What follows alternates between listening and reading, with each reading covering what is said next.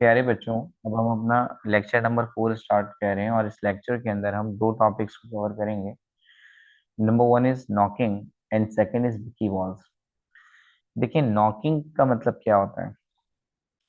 अगर आप पेट्रोल की क्वालिटी, फ्यूल की क्वालिटी अच्छी इस्तेमाल नहीं करते, तो जब वो फ्यूल यानी पेट्रोल आपके इंजन में जलता है तो एक साउंड देता है, एक चुभता हुआ साउंड देता है, जिसे हम कहते हैं शार्प मेटालिक साउंड। इसी साउंड को हम नॉकिंग कहते हैं। तो फ्यूल की क्वालिटी अच्छी ना होने की वजह से जब वो फ्यूल इस्तेमाल होगा इंजन के अंदर, तो एक साउंड आएगा। वो साउंड क्या कहलाएगा? नॉकिंग। अच्छा, शार्प मेटालिक साउंड का मतलब आप इसे ऐसे भी ले सकते हैं, एक चुभता हुआ मेटल का साउंड। जैसे अगर आप दरवाजा बजाते हैं, यानी डोर नॉक करते हैं की से, चाबी से, तो एक साउंड आता है ना, टन टन टन। बिल्कुल इसी तरह से साउंड आएगा, इसे हम कहेंगे नॉकिंग। अब नॉकिंग की वजह क्या है, यानी नॉकिंग की कॉज क्या है? तो नॉकिंग की कॉज है क्वालिटी ऑफ फ्यूल, यानी और अच्छा कर दें इसे तो पुअर क्वालिटी ऑफ फ्यूल, यानी फ्यूल की क्वालिटी अच्छी नहीं है। अब जिस तरह से हर चीज को रिप्रेजेंट करने के लिए कोई ना कोई स्टैंडर्ड मौजूद होता है। जैसे एसिड को चेक करने के लिए जो स्टैंडर्ड है वो पीएच है, और इसी तरह से फ्यूल को चेक करने के लिए जो स्टैंडर्ड हमने बनाया है वो है ऑक्टेन नंबर। अब ऑक्टेन नंबर को आप डिफाइन कैसे करते हैं? देखिए, ऑक्टेन नंबर के लिए हमें कुछ बातें याद रखनी पड़ेंगी। सबसे पहली बात जो हमें पता होनी चाहिए, ऑक्टेन नंबर एक स्टैंडर्ड है, और ये स्टैंडर्ड आपको किस चीज़ के बारे में बताता है? क्वालिटी ऑफ फ्यूल के बारे में। और अगर आपको फ्यूल की क्वालिटी पता लग गई तो आपको नॉकिंग भी पता लग जाएगी। कैसे? देखें, मैं आपको एक्सप्लेन करता हूँ। सबसे पहली चीज, अगर ऑक्टेन नंबर कम है, तो ऑक्टेन नंबर कम होने का मतलब जो फ्यूल की क्वालिटी है वो अच्छी नहीं है, यानी फ्यूल की क्वालिटी कम है। और अगर क्वालिटी अच्छी नहीं इस्तेमाल कर रहे, तो फिर जाहिर है इंजन में से शार्प मेटालिक साउंड आएगा, यानी कि नॉकिंग ज्यादा होगी। और इसके बरक्स, अगर ऑक्टेन नंबर ज्यादा है, इसका मतलब जो फ्यूल आप इस्तेमाल कर रहे हैं उसकी क्वालिटी अच्छी है। और क्योंकि क्वालिटी अच्छी है तो फ्यूल बड़े आराम से जलेगा, और वो जलते वक्त नॉकिंग नहीं देगा, यानी शार्प मेटालिक साउंड नहीं आएगा। यानी अब हमें इतनी बात यहाँ तक पता लग गई कि कुछ रिलेशंस हैं। पहला रिलेशन क्या है कि भाई octane number is directly proportion to quality of fuel. इसका मतलब जितनी ज्यादा अच्छी क्वालिटी है फ्यूल की, उतना ही ज्यादा ऑक्टेन नंबर भी होगा। दूसरा रिलेशन नॉकिंग का है क्वालिटी ऑफ फ्यूल के साथ। तो knocking is inversely proportion to quality of fuel. इसका मतलब अगर फ्यूल की क्वालिटी ज्यादा है तो फिर नॉकिंग क्या होगी? कम। और अगर फ्यूल की क्वालिटी कम है तो फिर नॉकिंग क्या होगी? ज्यादा। तो ऑक्टेन नंबर से रिलेटेड ये आपने कुछ पॉइंट्स याद रखने थे। अब इम्पॉर्टेंट ये है कि अगर क्वालिटी अच्छी नहीं है, if the quality of a fuel is not good, fuel की क्वालिटी अच्छी नहीं है, फ्यूल की क्वालिटी कम है, अब जो हमें स्टेप लेना है वो क्या है? हमें फ्यूल की क्वालिटी बढ़ानी पड़ेगी। और फ्यूल की क्वालिटी बढ़ाने के लिए हम क्या करेंगे? हम ऑक्टेन नंबर को बढ़ाएंगे। ठीक है, हाँ, ये है, ये कंडीशन है कि अगर फ्यूल की क्वालिटी अच्छी नहीं है, तो अब हमारा स्टेप क्या होगा कि हमें ऑक्टेन नंबर को बढ़ाना है। तो हमें ये पता होना चाहिए कि ऑक्टेन नंबर को कैसे बढ़ाया जाता है। देखें, ऑक्टेन नंबर को बढ़ाने के दो तरीके हैं, जिनमें से पहला मेथड कहलाता है, इसकी अगर हम हेडिंग देखना चाहें तो इसका मतलब होगा methods to increase octane number. क्योंकि अगर ऑक्टेन नंबर बढ़ जाएगा तो पेट्रोल की क्वालिटी अच्छी हो जाएगी, और पेट्रोल की क्वालिटी अच्छी हो जाएगी तो आवाजें नहीं आएंगी। तो सबसे पहला मेथड जो है वो है addition of knock inhibitors. Addition of knock inhibitors. और जो दूसरा मेथड है वो है रिफॉर्मिंग। अगर पेट्रोलियम के लिए काम कर रहे हैं तो इट्स रिफॉर्मिंग ऑफ पेट्रोलियम। चलें, पहली हेडिंग को स्टार्ट करते हैं, that is addition of knock inhibitors. देखें, नॉक इनहिबिटर्स का मतलब क्या है। इनहिबिटर्स मतलब ऐसे केमिकल्स जो रोक दें। नॉक का मतलब आवाजों को, यानी ऐसे केमिकल्स को ऐड कर दें जो आवाजों को क्या कर दें, कम कर दें। तो भाई इसकी डेफिनेशन क्या होगी, ऐसे केमिकल्स जो नॉकिंग को क्या कर दें, कम कर दें, उन्हें हम कहते हैं नॉक इनहिबिटर्स। दूसरी बात आपने क्या याद रखनी है, इसकी जो एग्जाम्पल है वो है tetra ethyl lead. Tetra ethyl lead. अच्छा, टेट्रा इथाइल लेड का जो फॉर्मूला होता है वो क्या होता है। देखिए, टेट्रा टेट्रा का मतलब चार, इथाइल का मतलब C2H5, और लेड, लेड एक मेटल है जिसका सिंबल होता है Pb। तो इथाइल ग्रुप्स कितने हैं, चार हैं, तो आप लिखें C2H5 और ब्रैकेट के बाद 4 लगा दें। इसका मतलब इथाइल कितने हैं आपके पास, चार हैं, और साथ में Pb। तो आपको ये पता होना चाहिए कि कौन सा नॉक इनहिबिटर डालते हैं हम, तो हम डालते हैं टेट्राइथाइलेड, और इसका जो फॉर्मूला होता है वो होता है C2H5 4 Pb। बट प्रॉब्लम क्या है, प्रॉब्लम ये है कि लेड जो है वो पॉल्यूशन क्रिएट करता है, पॉल्यूशन क्रिएट करता है। तो क्योंकि लेड पॉल्यूशन क्रिएट करता है, और इस पॉल्यूशन की वजह से अब इस लेड के कंपाउंड पर हमने क्या कर दिया है, बैन लगा दिया है। अब हमारे पास दो रास्ते हैं, या तो हम कोई और नॉक इनहिबिटर इस्तेमाल करें, और दूसरा रास्ता हमारे पास ये है कि फिर हम रिफॉर्मिंग पे जाएं। तो करंटली हम ये कह सकते हैं, वी यूज टोलिन। हम किसको यूज करते हैं, टोलिन को, instead of tetra ethyl lead, यानी टेल की जगह हम किसको यूज कर रहे हैं, टोलिन को। मैंने टोलिन क्या होता है देखें, अगर बेंजीन के रिंग के ऊपर CH3 मौजूद है तो हम उसे टोलिन कहते हैं। तो आजकल हम करंट प्रैक्टिस के अंदर टोलिन को इस्तेमाल कर रहे हैं। और दूसरा चांस आपके पास क्या है कि आप रिफॉर्मिंग कर लें। अब रिफॉर्मिंग के मतलब क्या होता है, देखिए रिफॉर्मिंग का मतलब होता है स्ट्रेट चेन को किस में कन्वर्ट कर देना, ब्रांच चेन में। ये एक ऐसा प्रोसेस होता है, इस प्रोसेस के जरिए हम क्या करते हैं, स्ट्रेट चेन को ब्रांच चेन में कन्वर्ट कर देते हैं। तो पहली बात जो हमें याद रखनी है वो क्या है, स्ट्रेट चेन को हम क्या बना दें, ब्रांच चेन। यानी हमने क्या करना है, चेन को गुचुर मुचुर कर दें, हम क्या कर देंगे, चेन को गुचुर मुचुर कर देंगे। फॉर एग्जाम्पल, अगर हम एन ऑक्टेन लें, एन ऑक्टेन का मतलब सारे के सारे कार्बन्स कैसे हैं, सीधे के सीधे सीधे लगे हुए हैं। तो ऑक्टेन का मतलब मैं स्ट्रक्चर ड्रॉ कर रहा हूँ एन ऑक्टेन का, देखिएगा जरा। तो कितने कार्बन है मेरे पास, 8 कार्बन है, 5, 6, 7 और 8, ऐसे ही है। और अब मैं इन कार्बन्स को बैलेंस कर रहा हूँ। आपको पता है बैलेंस कैसे किया जाता है, ये पहला वाला कार्बन एक बॉन्ड बना रहा है, इसलिए 3 हाइड्रोजन आ गए।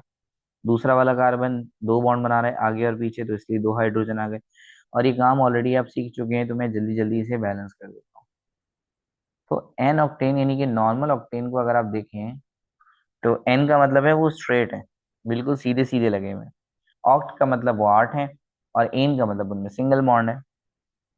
तो अगर आप इसमें देखें तो कॉर्नर्स पर CH3 है, और बीच में क्या लगा हुआ है, CH2। कितने CH2 हैं, 1, 2, 3, 4, 5, 6, यानी एक CH3, फिर 6 CH2, एक CH3, फिर 6 CH2, और फिर CH3। तो क्या मैं इसको ऐसे नहीं लिख सकता, देखिएगा जरा इसको, अगर हम चेंज करके लिख दें कुछ ऐसे, CH3 CH2, और यहाँ मेंशन कर देंगे कि CH2 कितने हैं, 6, क्योंकि जब हमने गिना तो कितने आए थे, 6 आए। अभी जो 8 कार्बन है, कैसे, एक CH3 के अंदर है, 6 CH2 के अंदर है, और फिर एक आखिरी वाले CH3 के अंदर है। तो जो 8 कार्बन है, अब मैं इन्हें ब्रांच की फॉर्म में लिख रहा हूँ, कैसे, देखिएगा। मैंने क्या करा, 5 कार्बन सीधे लगा दिए, और 3 कार्बन को मैंने ब्रांच की फॉर्म में लगा दिया। तो अब आप, एक हमने क्या किया, हमने स्ट्रेट चेन को ब्रांच चेन में ही तो कन्वर्ट करा। तो ये फिनोमिना क्या कहलाएगा, रिफॉर्मिंग। इसे बैलेंस करते हैं। बैलेंस करना आपको ऑलरेडी आता है, तो मैं जल्दी जल्दी यहाँ पे हाइड्रोजन मेंशन कर रहा हूँ। अच्छा, अब ये जो केमिकल था इसका नाम था एनोक्टेन। एनोक्टेन का मतलब, इसमें जितने भी कार्बन है वो बिल्कुल स्ट्रेट है। इस कंपाउंड का जो नाम होगा ना, वो देखें कैसे रखा जाएगा। पहला कार्बन, दूसरा कार्बन, तीसरा कार्बन, चौथा कार्बन, पांचवा कार्बन। तो टोटल 5 कार्बन है जो सीधे हैं, जबकि कुछ ब्रांचेज हैं। एक ब्रांच है CH3, दूसरी ब्रांच भी CH3, और तीसरी ब्रांच भी CH3। मैंने CH3 को हम कहते हैं मिथाइल। तो ये क्या है, मिथाइल है। अब दो पर, यानी सेकंड पोजीशन पर ऊपर भी मिथाइल है और नीचे भी मिथाइल है। तो क्योंकि 2 दफा, इस वजह से मैं लिख रहा हूँ 2,2। फिर अगर आप 4 वाले कार्बन को देखें तो 4 वाले कार्बन में भी CH3 है। तो मैंने लिख दिया 2,2,4, यानी 3 दफा CH3 है, 2 दफा 2 पर है और 1 दफा 4 पर है। 3 के लिए हम कहते हैं ट्राई, और CH3 को क्या पढ़ते हैं, मिथाइल। तो इसलिए इसका नाम हो गया 2,2,4 ट्राई मिथाइल। और सीधे सीधे कार्बन कितने हैं चेन के अंदर, 5 हैं, और 5 को क्या कहते हैं, पेंट कहते हैं। अगर कार्बन कार्बन में सिंगल बॉन्ड हो तो फिर हम उसे क्या कहते हैं, एन कहते हैं। तो ऐसा करने के बाद हमने स्ट्रेट चेन को जब ब्रांच चेन में कन्वर्ट किया, और फिर जब हमने ऑक्टेन नंबर चेक किया, तो जब हमने स्ट्रेट चेन वाले का ऑक्टेन नंबर चेक किया तो 0 आ रहा था। लेकिन जब हमने ब्रांच वाले कंपाउंड का ऑक्टेन नंबर चेक किया तो वो ऑक्टेन नंबर 100 आया। तो हम समझ गए कि रिफॉर्मिंग की वजह से ऑक्टेन नंबर बढ़ जाता है। अगर ऑक्टेन नंबर बढ़ जाएगा तो क्वालिटी बढ़ जाएगी, और क्वालिटी बढ़ जाएगी तो नॉकिंग क्या हो जाएगी, कम। यहाँ पर हमारा नॉकिंग वाला टॉपिक क्या हो गया, एंड। डियर स्टूडेंट्स, देखिए बकी बॉल्स क्या होती हैं। बकी बॉल्स, पहली बात, एलोट्रोपिक फॉर्म है किसकी, कार्बन की। अब हमें यहाँ पर ये समझना पड़ेगा कि एलोट्रोपिक या एलोट्रोपी क्या होती है। तो एलोट्रोपी की डेफिनेशन होती है existence of any element in more than one form. तो किसी भी एलिमेंट का एक से ज्यादा फॉर्म से मिलना एलोट्रोपिक कहलाता है। अब आपने एलोट्रोपिक फॉर्म्स किस किस की पढ़नी है सिलेबस में, आपने सल्फर की भी पढ़नी है, आपने कार्बन की भी पढ़नी है। और जब आप फर्स्ट ईयर में सॉलिड का चैप्टर पढ़ते होंगे तो आपने पढ़ी होंगी कि अल्फा सल्फर, बीटा सल्फर और गैमा सल्फर। बट हम अगर कार्बन्स की बात करें तो कार्बन की जो एलोट्रोपिक फॉर्म है वो कौन कौन सी है। देखिए, कार्बन की जो एलोट्रोपिक फॉर्म्स होती हैं वो दो तरह की होती हैं। एक को हम कहते हैं क्रिस्टलाइन, और सेकंड को हम कहते हैं एमॉर्फस। क्रिस्टलाइन क्या होते हैं, क्रिस्टलाइन वो होते हैं जिनके एजेस होते हैं, जिन्हें आप फील करें तो वो चुभें। जैसे अगर आप चीनी को फील करते हैं तो चीनी आपको चुभती है, क्रिस्टलाइन है। नमक को फील करें तो नमक आपको चुभता है, क्रिस्टलाइन है। एमॉर्फस में आ जाएंगे पाउडर लाइक। जैसे अगर आप मैदा लें और मैदे को फील करें तो वो आपको स्लिपरी टच देता है। अगर आप टेल्कम पाउडर लें तो टेल्कम पाउडर को फिल करेंगे तो स्लिपरी टच देगा।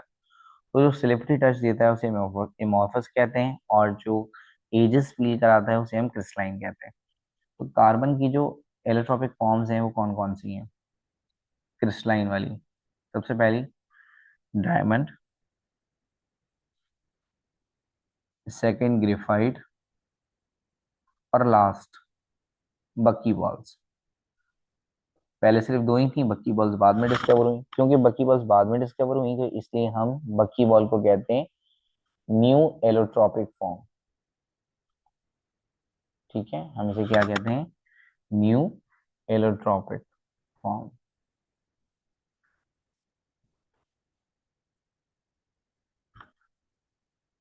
चलिए जबकि एमॉर्फस फॉर्म कौन कौन सी होती है? Soot, soot and coal. खैर इनकी डिटेल तो हमारे सिलेबस में नहीं है, सूट और कोल की जो रिसोर्सेस के अकॉर्डिंग थी वो तो मैंने आपको दे दी थी। अब अगर मैं आपके लिए बकी बॉल्स को एक्सप्लेन करूं तो देखिए बकी बॉल्स क्या होती हैं।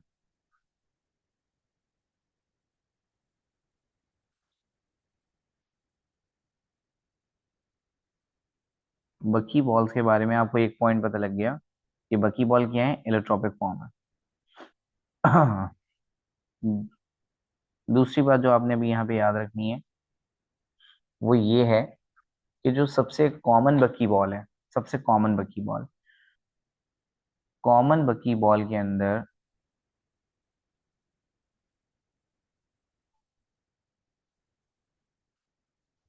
60 कार्बन होते हैं, 60 कार्बन।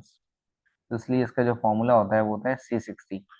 और नॉर्मली हम बकी बॉल कहते भी आ, उसी कार्बन के इलेक्ट्रोपिक फॉर्म को है जिसमें 60 कार्बन हो, वरना इनका नाम है फुलरेंस। इनका नाम क्या है? फुलरेंस। बट ऐसे ऐसे फ्लोरेंस जिसमें 60 कार्बन होते हैं तो उन्हें हम क्या कहते हैं? बक्की बॉल्स। यानी आपने हो सकता है ये पढ़ाओ कि बक्की बॉल के अंदर 60 कार्बन होते हैं, नहीं, हमेशा नहीं होते। मोस्ट कॉमन बक्की बॉल के अंदर 60 कार्बन होते हैं। सही है। अच्छा, अभी जो 60 कार्बन होते हैं ये दो तरह के फॉर्म्स में होते हैं। ये पेंटागोनल रिंग्स की फॉर्म में भी होते हैं, और ये हेक्सागोनल रिंग की फॉर्म में भी होते हैं। अब पेंटागोनल रिंग्स का मतलब क्या होता है? पेंटागोनल रिंग्स का मतलब होता है जिसमें कार्बन की वैल्यू 5 हो, और हेक्सागोनल का मतलब जिसमें कार्बन की वैल्यू 6 हो। तो अगर मैं आपके सामने पेंटागोनल और हेक्सागोनल रिंग बनाऊं तो देखिएगा पेंटागोनल कैसी बनेगी, इस तरह से, और हेक्सागोनल कैसी बनेंगी, कुछ इस तरह से। हमें इतनी बात पता होनी चाहिए कि जहां जहां कॉर्नर आता है उस कॉर्नर का मतलब कार्बन है। तो देखिए इसमें 5 कॉर्नर है, इसका मतलब ये पेंटागोनल है। अगर आप इसे देखें तो इसमें 6 कॉर्नर आएंगे। 6 कॉर्नर आने की वजह से आप इसे क्या कहेंगे? हेक्सागोनल। तो इसमें पेंटागोनल रिंग्स भी हैं, इसमें हेक्सागोनल रिंग्स भी हैं। अब हमें ये भी पता होनी चाहिए कि कितनी पेंटागोनल्स हैं और कितनी हेक्सागोनल्स हैं। तो मुझे 12 पेंटागोनल रिंग्स होती हैं। कितनी? 12 पेंटागोनल रिंग्स होती हैं, जबकि 20 हेक्सागोनल रिंग्स होती हैं। ये हमने उस बकी बॉल की बात की है जो कि मोस्ट कॉमन है। मोस्ट कॉमन बकी बॉल्स के अंदर कितने कार्बन होते हैं? 60 कार्बन होते हैं। अच्छा, अब अगर पेपर में आपसे देखें, इसको जरा इस तरह से याद रखें आप कि अगर वो आपसे पेपर में पूछता है कि मोस्ट कॉमन, तो आपका आंसर होगा C60। अगर वो आपसे पूछे स्मॉलेस्ट, यानी सबसे छोटी बकी बॉल में कितने कार्बन होते हैं, तो सबसे छोटी बकी बॉल हमने अभी तक जो देखी है उसमें 20 कार्बन है। और इसके अलावा कई सारी तरह की बकी बॉल्स हो सकती हैं, जैसे आ, अगर हम अदर बकी बॉल्स की बात करें तो C70, C80, C84, C76, इस तरह से बहुत सारी फॉर्म्स हैं। ठीक है, जरूरी नहीं एग्जैक्ट नंबर हो। अ, जैसे C76 भी होती है, C84 भी होती है, कई फॉर्म्स हैं बट दो चीजें आपने याद रखनी है, एक तो मोस्ट कॉमन C60 और स्मॉलेस्ट C20। इन दोनों फॉर्म्स को लाजमी तौर पे आपने याद रखना है, MCQs में आपसे पूछ सकते हैं। इसके बाद जो आपने पॉइंट याद रखना है वो ये है कि डिस्कवरी, इसके जो साइंटिस्ट हैं, साइंटिस्ट जिन्होंने डिस्कवरी की, वो कोई एक साइंटिस्ट नहीं है, बल्कि वो पूरी टीम है। जैसे अगर मैं आपको उनके नाम बताऊं तो वह है क्रोटो। खैर आप इतना इम्पोर्टेंट नहीं है ये, तो आप चाहें तो इसे याद ना रखें। दूसरे हैं हेथ। तीसरे साइंटिस्ट हैं ब्रियन, ओ ब्रियन भी कहा जाता है इन्हें, ब्रियन। इसके अलावा कर्ड। और आखिरी साइंटिस्ट हैं स्मैली। ये वो साइंटिस्ट हैं जिन्होंने इन्हें डिस्कवर किया। ठीक है, बट आप इसे कहते हैं बकी बॉल्स। बकी बॉल्स क्यों कहते हैं? बकी बॉल्स इसलिए कहते हैं क्योंकि एक आर्किटेक्चर है। आर्किटेक्चर का मतलब क्या होता है? आर्किटेक्चर वो प्रोफेशनल होता है जो बिल्डिंग्स के और मॉल्स के, बैंगलोर्स के स्ट्रक्चर बनाते हैं। तो एक आर्किटेक्चर है जिनका नाम था बक मिनिस्टर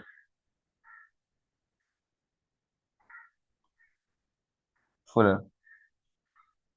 तो इसी की बेस पे हमने इनको नाम दिया फुलरेंस का।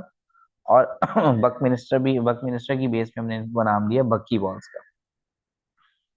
तो ये जो आर्किटेक्चर है बक मिनिस्टर फुलर, इन्होंने एक डोम बनाया, एक गुम्बद टाइप चीज बनाई। और उसका शेप बिल्कुल जो है ना वो 60 कार्बन की जैसा था। तो फिर हमने 60 कार्बन वाली इलेक्ट्रोपिक फॉर्म को किसका नाम देना शुरू कर दिया? बकी बॉल का। तो देखें, डिस्कवरी किसी और ने की, लेकिन नाम किसी और की बेस पे रखा गया। अब हमें बकी बॉल्स के यूजेस और फिजिकल प्रॉपर्टीज भी पता होनी चाहिए। अच्छा तो अगर हम इसकी फिजिकल प्रॉपर्टीज को देखें,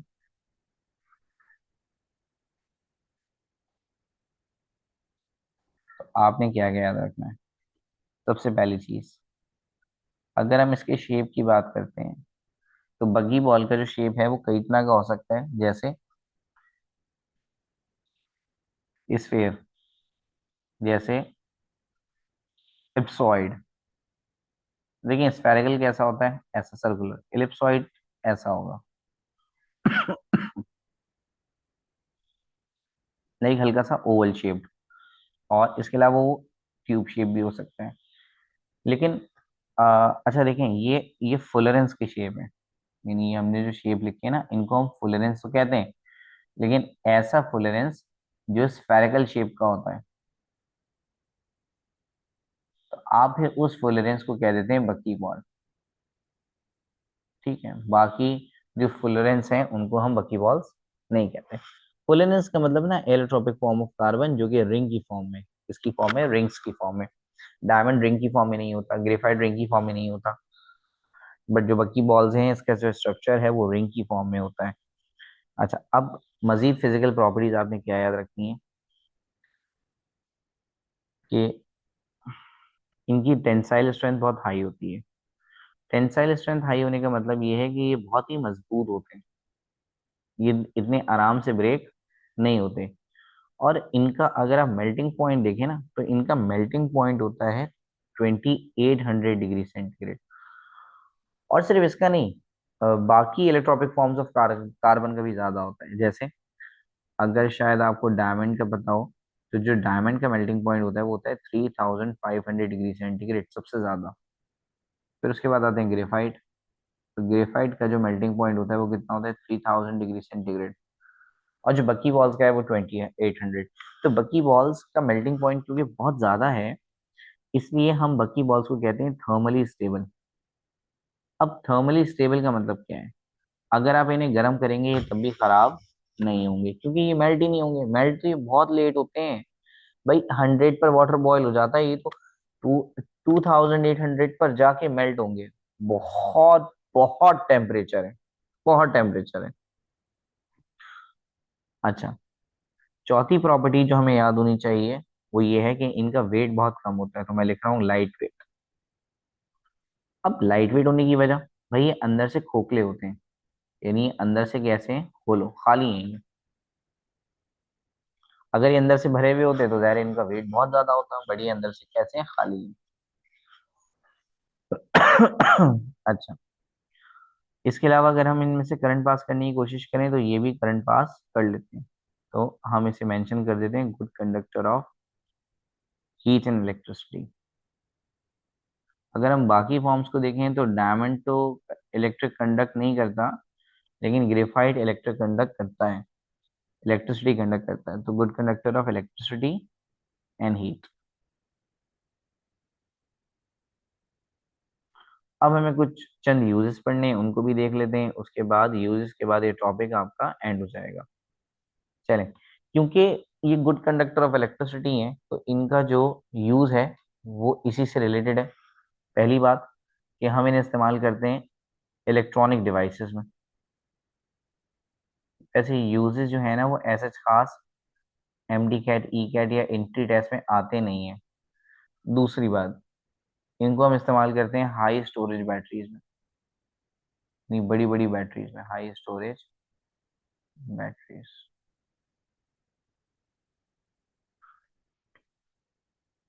इसके अलावा भी कुछ पॉइंट हैं, जैसे ये इस्तेमाल होते हैं ड्रग डिलीवरी सिस्टम के अंदर। अब ड्रग डिलीवरी सिस्टम का मतलब क्या होता है?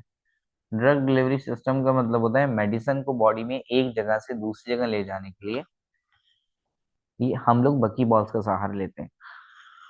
अब ये सारी वास्ट टॉपिक है, ड्रग डिलीवरी सिस्टम। और क्योंकि अभी आपके सिलेबस में तो जस्ट नाम लिखा हुआ है तो मैंने इसको इतना ज्यादा एक्सप्लेन नहीं किया, वरना ये बहुत वास्ट टॉपिक है। तो ड्रग डिलीवरी सिस्टम को बहुत आसान करके समझ लें कि बॉडी में मेडिसिन को एक जगह से दूसरी जगह लेके जाने के लिए हम जो है वो बकी बॉल्स का सहारा लेते हैं। दूसरी बात, बकी बॉल्स को आप डिटेक्शन के लिए भी यूज कर सकते हैं। यानी अगर कोई बहुत ही बारीक चीज है, यानी बहुत ही छोटी चीज है, तो उसको बकी बॉल्स के जरिए हम डिटेक्ट कर सकते हैं। तो it's a nano scale sensor. Nano बहुत ही छोटी वैल्यू को कहते हैं, नैनो का मतलब होता है 10 की पावर -9। अगर आप नैनो की बात करते हैं तो नैनो का मतलब होता है 10 की पावर -9। तो बहुत छोटी चीज को, बहुत छोटी चीज को डिटेक्ट करने के लिए जो आम चीजों से डिटेक्ट होती नहीं है, उनके लिए हम किसका सहारा लेते हैं? बकी बॉल्स का। तो डियर स्टूडेंट्स, ये लेक्चर यहाँ पर हमारा एंड हो गया और ये चैप्टर भी हमारा एंड हो गया। इंशाल्लाह अगले वीक जो है हम नया चैप्टर स्टार्ट करेंगे, डेट इज एलिफेटिक हाइड्रोकार्बन्स। और एलिफेटिक हाइड्रोकार्बन्स का मतलब क्या होता है? Alkane, alkyne, alkyne.